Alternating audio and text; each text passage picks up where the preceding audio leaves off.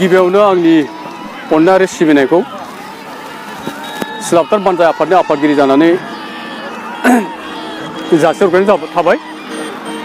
गा 20थि बैसागु फोरबो आफाद सिलापथार दखरा जोङो 28 अक्ट'निफ्राय दैदेनबोनानै दिनै जोबथा सान। बे जोबथा सानाव जोंहा दिनै माखासे जोंनि बादायलायनाया दिनै जोबनाय हाबाफारियाव फैदों।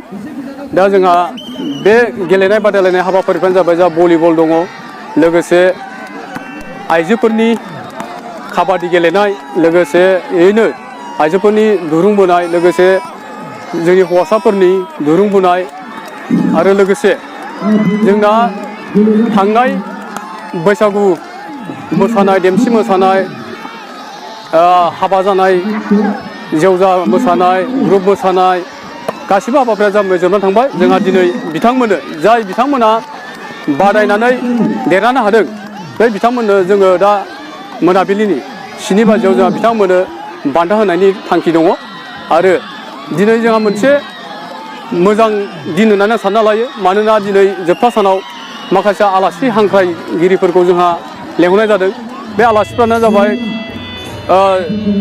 जोङो हांख्रायजानाय आलासिफ्रा जोंनियाव नुजाथिफैगोन होननायलाय जोङो जोंनि गोसोआव आफादनि जानानै जों बिथांमोनखौ जों साबायखर बावहरनाय थायो।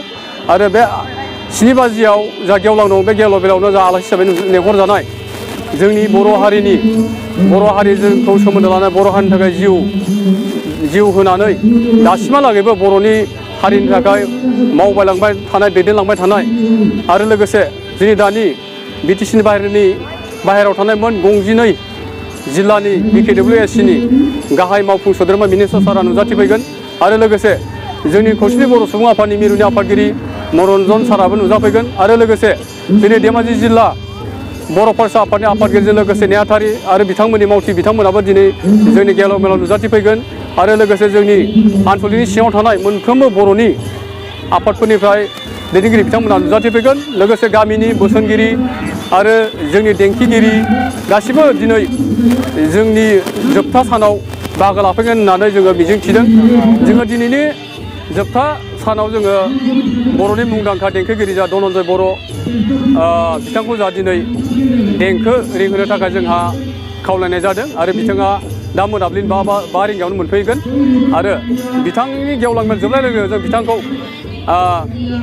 हारिमु बेखेवनायखौ बिथांनो जोङो दैदेननो सानदों। आरो माखासे बिथाङा गावनिनो खनगिरि लाफानो नागिरदों।